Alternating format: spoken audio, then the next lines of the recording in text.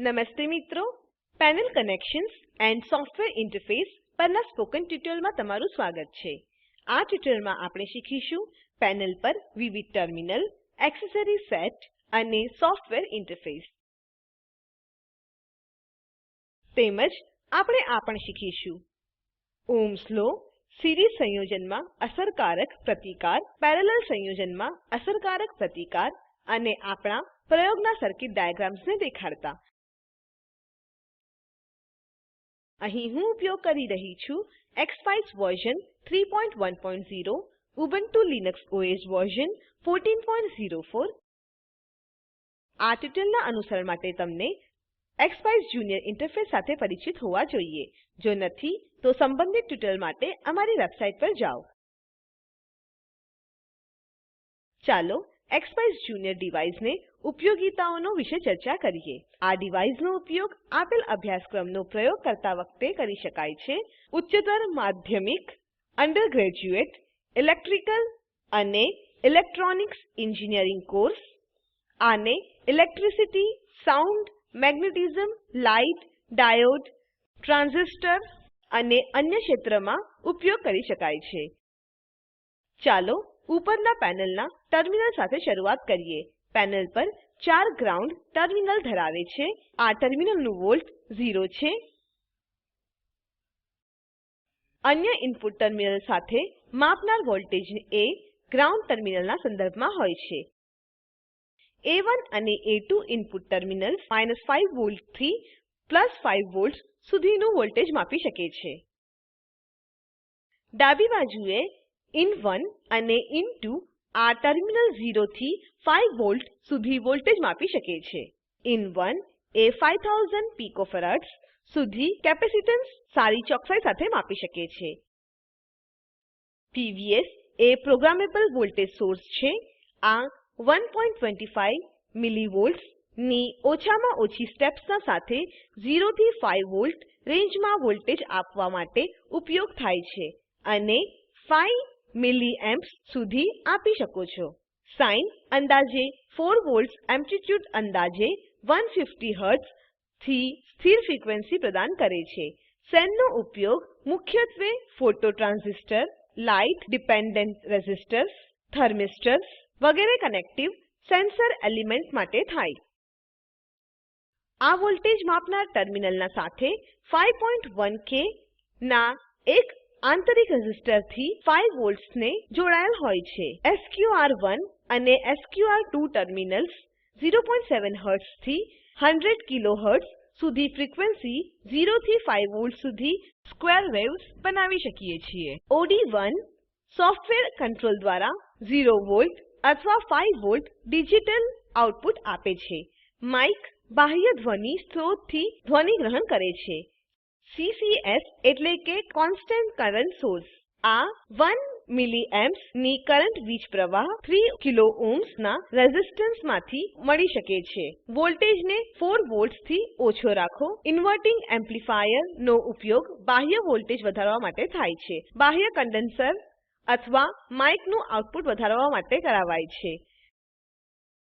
Device સાથે કેટલીક accessories આપવામાં આવી છે.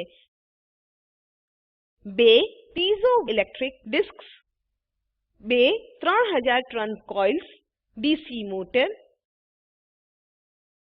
સ્ક્રૂડ્રાઈવર, પરમેનન્ટ મેગ્નેટ્સ ના 4 સેટ, 4 ક્રોકોડાઇલ ક્લિપ્સ વાયર સાથે, transistor, 2 silicon diodes, LDR and thermistor, capacitors, 4 5mm LEDs, 4 વાયરો, રેઝિસ્ટર્સ. આ એક્સસ્પાઇસ જુનિયર નું ગ્રાફિકલ યુઝર ઇન્ટરફેસ GUI છે. GUI એ પ્લોટ વિન્ડો તરીકે ઓળખાવાય છે.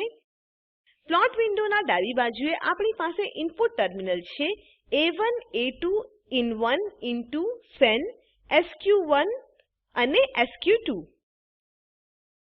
ATR, WHI અને ટ્રિગર સોર્સિસ ને વેવફોર્મ ઠીક કરવા માટે વપરાય છે.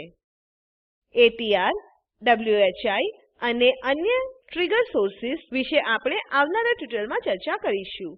CH1, CH2, CH3, CH4 આ સ્લાઇડર સાથે પ્લોટિંગ ચેનલ્સ છે. જમણી બાજુના ચેનલ સ્લાઇડર નો ઉપયોગ પ્લોટ વિન્ડોના વેવફોર્મ હલાવવા માટે થાય છે. A1 પર ક્લિક કરો અને તેને CH1 પર ડ્રેગ કરો. આપણે નીચેના બોક્સમાં કનેક્શનની માહિતી જોઈ શકીએ છીએ. A2 પર ક્લિક કરો અને તેને CH2 પર ડ્રેગ કરો. આપણે નીચે પ્રમાણે કનેક્શનની માહિતી જોઈ શકીએ છીએ. CH2 ચેનલને ફિટ પર ડ્રેગ કરો. આ A2 નું વોલ્ટેજ અને ફ્રીક્વન્સી બતાવે છે. CH2 ને NML પર ડ્રેગ કરો. ફિટ દ્વારા દર્શાવવામાં આવતા ડિસ્પ્લેને કાઢે છે. મિલિસેકન્ડ પર ડિવિઝન ટાઈમ એક્સિસ પ્રતિનિધિત્વ કરે છે. વોલ્ટ પર ડિવિઝન વોલ્ટ એક્સિસ પ્રતિનિધિત્વ કરે છે. ટ્રિગર લેવલ એ ટ્રિગર કંટ્રોલર છે. CH2 પર ક્લિક કરો અને તેને ડેલ પર ડ્રેગ કરો. આ CH2 કાઢે છે. CH1 પર ક્લિક કરો, તેને ડેલ પર ડ્રેગ કરો. CH1 નું ડિસ્પ્લે બંધ કરે છે. FTR વેવનું ફોરિયર સ્પેક્ટ્રમ બનાવશે. સેટિંગ સ્ક્વેર વેવ્સ અંદર આપણી પાસે અનેક ઇનપુટ અને ચેકબોક્સ છે. આ ઇનપુટ બોક્સમાં આપણે હર્ટ્ઝમાં વેવની ફ્રીક્વન્સી બદલી શકીએ છીએ. આ ફેઝ ડિફરન્સ DPHI પરસેન્ટેજ બદલવા માટે છે. સેટ PVS ઇક્વલ ટુ આ ઇનપુટ બોક્સમાં 0 થી 5 વોલ્ટમાં ઇચ્છિત વોલ્ટેજ આપી શકે છે. વેલ્યુ સેટ કરવા માટે એન્ટર દબાવો. SQR1, SQR2 અને બોથ આ ચેકબોક્સનો ઉપયોગ ફ્રીક્વન્સી સક્રિય કરવા માટે થાય છે. સ્લાઇડરના મદદથી ફ્રીક્વન્સી બદલી શકાય છે. સેટ સ્ટેટ ચેકબોક્સનો ઉપયોગ OD1 અને CCS નિયંત્રણ કરવા માટે થાય છે. મેઝર C on in 1 બટનનો ઉપયોગ કેપેસિટન્સ ને માપવા માટે થાય છે. મેઝર R on sen બટનનો ઉપયોગ રેઝિસ્ટન્સ ને માપવા માટે થાય છે. આ બટનના નીચે પાયથન કોડ ટાઈપ કરવા માટે કમાન્ડ વિન્ડો આપેલી છે. પાયથન કોડ વિશે આપણે આવનારા ટ્યુટોરિયલમાં ચર્ચા કરીશું. ટ્રેસીસને .txt ફાઈલની જેમ સેવ કરવા માટે સેવ ટ્રેસીસ ટુ બટન પર ક્લિક કરો. આપણે આવનારા ટ્યુટોરિયલ્સમાં લૂપ ચેકબોક્સ વિશે અને XMG બટન વિશે ચર્ચા કરીશું. એક્સપેરિમેન્ટ્સ બટન પ્રયોગની સૂચિ દેખાડશે. ક્વિટ બટન વિન્ડોને બંધ કરશે. હવે હું ડિવાઇસ અને ઇન્ટરફેસ વાપરીને ઓહ્મ્સ લો દર્શાવીશ. આ પ્રયોગમાં આપણે રેઝિસ્ટરના સાથે વોલ્ટેજની અવલંબતા દેખાડશું અને ઓહ્મ્સ લો વિશે ચર્ચા કરીશું. ડિવાઇસને સિસ્ટમ સાથે કનેક્ટ છે. આ પ્રયોગમાં PVS એ in1 ને 2.2 કિલો ઓહ્મ્સ રેઝિસ્ટન્સ દ્વારા જોડવામાં આવ્યા છે. in1 એ ગ્રાઉન્ડ GND ને 1 કિલો ઓહ્મ્સ દ્વારા જોડાશે. આ કનેક્શન માટે સર્કિટ ડાયાગ્રામ છે. સોફ્ટવેર ઇન્ટરફેસ ખોલો. પ્લોટ વિન્ડોમાં વોલ્ટેજ માપવા માટે in1 પર ક્લિક કરો. PVS ઇક્વલ ટુ 1 વોલ્ટ માટે in1 ના અનુકૂળ વેલ્યુ 0.309 વોલ્ટ છે. PVS ઇક્વલ ટુ 2 વોલ્ટ માટે in1 ની વેલ્યુ 0.619 વોલ્ટ છે. PVS ઇક્વલ ટુ 3 વોલ્ટ માટે in1 ની વેલ્યુ 0.928 વોલ્ટ છે. અસાઇનમેન્ટ તરીકે PVS ની વેલ્યુ 0 થી 5 વોલ્ટ સુધી બદલો. સિરીઝમાં સંયોજનના અસરકારક રેઝિસ્ટન્સ તપાસવા માટે પ્રયોગ કરીને જુઓ. આ પ્રયોગમાં આપણે રેઝિસ્ટન્સ સિરીઝ સાથે જોડાયેલું વોલ્ટેજ દેખાડીશું.